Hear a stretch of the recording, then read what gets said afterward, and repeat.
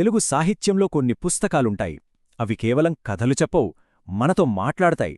అచ్చం అలాంటి ఓ మహాగ్రంథం, జీవనది లాంటిది మన పోతన భాగవతం. సరే, ఈరోజు మనం ఏం చేద్దామంటే ఆ కావ్య సముద్రంలోంచి కొన్ని అద్భుతమైన ఘట్టాలను, ఆణిముత్యాలను బయటకు తీసి వాటి వెనకున్న ఆ కవిత్వాన్ని, ఆ తత్వాన్ని, ఆ భక్తిని కాస్త లోతుగా చూద్దాం. ఈ ప్రయాణంలో మనం ఒక 4 ముఖ్యమైన విషయాల గురించి మాట్లాడుకుందాం. ఫస్ట్, అసలు భాగవతం ఎందుకంత గొప్పది, దాని మహాత్మ్యం ఏంటి అది చూద్దాం. ఆ తర్వాత పోతనగారి కవిత్వంలో రణరంగం ఎంత అద్భుతంగా ఉంటుందో చూద్దాం. అక్కడనుంచి కరుణ, భక్తిలాంటి సున్నితమైన విషయాల్లోకి వెళ్దాం. ఇక చివరగా ధర్మస్థాపన గురించి భాగవతం మనకిచ్చే సందేశంతో ముగిద్దాం.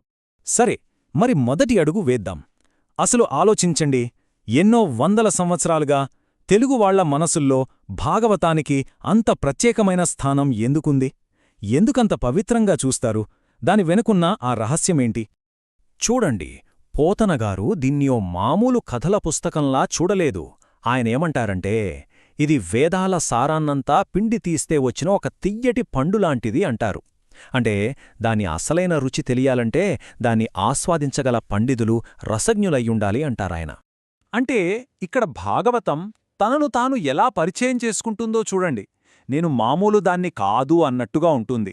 బ్రహ్మసూత్రాల అర్థం నాలో ఉంది, మహాభారతానికి అసలైన వ్యాఖ్యానం నాలో ఉంది, ఆఖరికి గాయత్రీ మంత్రం, మిగిలిన పురాణాల సారం అన్నీ నాలోనే ఉన్నాయి అంటుంది. అందుకే దీన్ని కేవలం ఒక పురాణంగా చూడరు, ఇదొక విజ్ఞాన సర్వస్వమన్మాట. సరే, ఈ ఫిలాసఫీ, ఈ తత్వం నుంచి ఇప్పుడు పోతనగారి పద్య పరాక్రమం వైపు వెళ్దాం. అంటే ఆయన కవిత్వం అసలెలా ఉంటుందో చూద్దాం. ముఖ్యంగా ఆయన యుద్ధాన్ని వర్ణించారంటే అబ్బో, అది అక్షరాలా అద్భుతం. సాక్షాత్తు భగవంతుడే రణరంగంలోకి దిగితే ఆ సీన్ ఎలా ఉంటుందో చూద్దాం రండి. ఇక్కడ మనం గుర్తుపెట్టుకోవాల్సిన విషయమేంటంటే, భాగవతంలో యుద్ధాలంటే 2 సైన్యాలు కత్తులు పట్టుకుని కొట్టుకోవడం మాత్రమే కాదు. అవి మామూలు యుద్ధాలు కావు, అవేవో విశ్వసంఘటనలు. సాక్షాత్తు ప్రకృతి శక్తులే, భూమి, ఆకాశం అన్నీ వచ్చి ఆ యుద్ధంలో పాల్గొంటున్నాయి అనిపిస్తుంది. ఈ పద్యంలోని పదాలు చూడండి, వాటి సౌండు, ఆ ఫ్లో గమనించండి. ఇక్కడ పోతనగారు జస్ట్ యుద్ధం జరుగుతోంది అని చెప్పట్లేదు, కాదు. ఆయన మన కళ్ల ముందే ఒక సీన్ క్రియేట్ చేస్తున్నారు. ఆకాశమంతా కారుమబ్బులు కమ్మేసినట్టు, భయంకరమైన ఉరుములు, మెరుపులతో ఒక పెద్ద తుఫానొస్తే ఎలా ఉంటుందో ఆ ఫీల్ని మనకందిస్తున్నారు. ఇదే పోతనగారి అసలైన ప్రతిభ. చూశారా, ఆయన కృష్ణుణ్ణేమో కారుమబ్బన్నారు, విల్లునేమో ఇంద్రధనస్సన్నారు, బాణాల్ని వర్షపు ధారాలతో పోల్చారు. అంటే ఆ యుద్ధాన్ని ఒక మామూలు గొడవలా కాకుండా ప్రకృతిలో జరిగే ఒక దివ్యమైన నాటకంలా మార్చేశారు. అప్పుడు మనకేమనిపిస్తుంది? ఈ యుద్ధం ఏదో ఒక మంచి పనికోసమే, ఒక దైవిక ప్రయోజనం కోసమే జరుగుతుందని అనిపిస్తుంది. అమ్మో, ఆ యుద్ధపు భీకర శబ్దాల నుంచి ఒక్కసారిగా మనం భాగవతం యొక్క గుండెల్లోకి, దాని ఆత్మలోకి వెళ్దాం. ఇక్కడ మనకు భగవంతుడి వీరత్వం, ఆవేశం కనిపించదు. దానికి బదులుగా ఆయనలోని కరుణ, ఆ భక్తిలో ఉండే తియ్యదనం కనిపిస్తుంది. అసలు నిజమైన భక్తి అంటే ఏంటి? ఈ ప్రశ్నకి సమాధానం వెతుకుతుంది భాగవతం.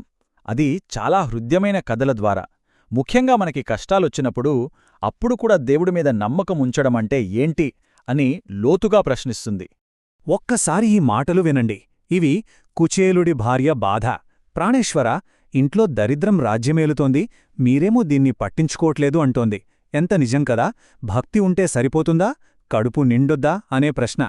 ఈ నిస్సహాయ స్థితి నుంచే భాగవతంలో మనసున్ని కదిలించే ఒక గొప్ప కథ మొదలవుతుంది. ఈ కుచేలుడి కథలో మనకొక అద్భుతమైన కాంట్రాస్ట్ కనిపిస్తోంది. ఒకవైపు చూస్తే తినడానికి తిండి కూడా లేని దారుణమైన పేదరికం, మరోవైపు చూస్తే కొండంత భక్తి. అదే అతని ఆధ్యాత్మిక సంపద. ఇప్పుడు పోతనగారు మనల్ని సూటిగా ఒక ప్రశ్న అడుగుతున్నారు. చెప్పండి, అసలైన సంపదేది, డబ్బా, భక్తా? మరి దీనికి భగవంతుడు ఎలా స్పందించాడు? అపారమైన కరుణతో. కృష్ణుడేం చేశాడంటే తన పేద స్నేహితుణ్ణి చూసి దగ్గరికి తీసుకుని కౌగిలించుకున్నాడు. అతని చినిగిపోయిన బట్టలనో, అతని హోదానో చూడలేదు. అతని మనసులో ఉన్న భక్తిని మాత్రమే చూశాడు, దాన్నే గౌరవించాడు. సరే, యుద్ధంలో వీరత్వం చూశాం, స్నేహంలో కరుణ చూశాం. మరి ఇవన్నీ ఎక్కడికి దారితీస్తున్నాయి? భాగవతం యొక్క ఫైనల్ గోలేంటి? సింపుల్, ఒక్కటే లక్ష్యం, మనుష్యులందరికీ ధర్మమార్గాన్ని చూపించడం. అంటే ఎలా బతకాలి, ఏది సరైన దారి అని నేర్పించడమన్మాట. ఇక్కడ భాగవతం భగవంతుణ్ణి ఇంకో లెవెల్కి తీసుకెళ్తోంది. ఆయన కేవలం ఒక యోధుడు లేదా ఒక మంచి స్నేహితుడు మాత్రమే కాదు. ఆయన ఈ ప్రపంచానికే పరమగురువు. అన్ని కాలాలకి, అందరు మనుషులకి దారిచూపే టీచరన్మాట. మంచిది. మరి ఆ జ్ఞానాన్ని పొందడం ఎలా? దానికి కూడా భాగవతం ఒక సింపుల్ ప్లాన్ ఇస్తుంది. పెద్ద కష్టమేమీ లేదు. ముందు ఆయనే గురువని నమ్మాలి. తరువాత ఆయన చెప్పేది శ్రద్ధగా వినాలి. విన్నదాన్ని మనసులో పెట్టుకుని ఆలోచించాలి. అంతే. ఈ 3 చేస్తే చాలు. మోక్షానికి దారి అదే తెరుచుకుంటుందని భరోసా ఇస్తుంది. సో, చివరిగా పోతన భాగవతం మనందరి ముందు ఒకే ఒక్క ప్రశ్న ఉంచి వెళ్తుంది. ఈ కథల నుండి, ఈ దివ్య లీలల నుండి మనం ఏం నేర్చుకోవాలి అని. ఒక్క విషయం గుర్తుపెట్టుకోవాలి. ఇవి కేవలం పాతకాలం నాటి కథలు కావు. ఇవి మన జీవితాలకి కూడా ఒక గైడ్ లాంటివే.